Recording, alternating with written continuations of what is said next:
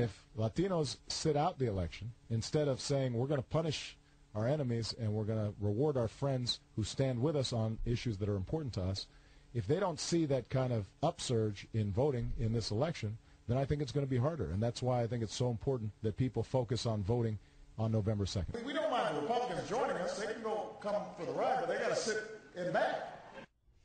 Well, an interview on a Latino radio station and a speech to Democrats, President Obama, with some pointed words for Republicans.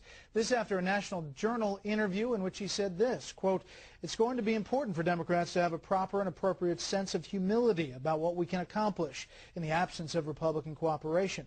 Continuing, I think it's possible for us to be more deliberate, to spend more time building consensus." So what about the two messages as we close in on the election? We're back with the panel. Charles?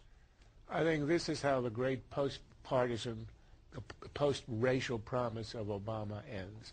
Not with a bang or a whimper, but with a display of unbelievable presidential smallness. He isn't only urging Hispanics to punish enemies. He's criticizing Hispanics who don't. And this is the man who told us, this is what propelled him into the spotlight of the country.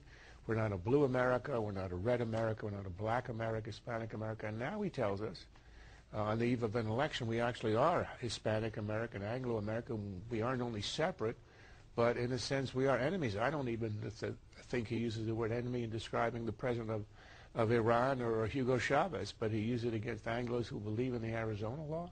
Good grief. I mean, this really is something that people who believed in him in '08, I think, believed a lot against all evidence. I mean, this really is a man who sat in the pew of Jeremiah Wright for 20 years.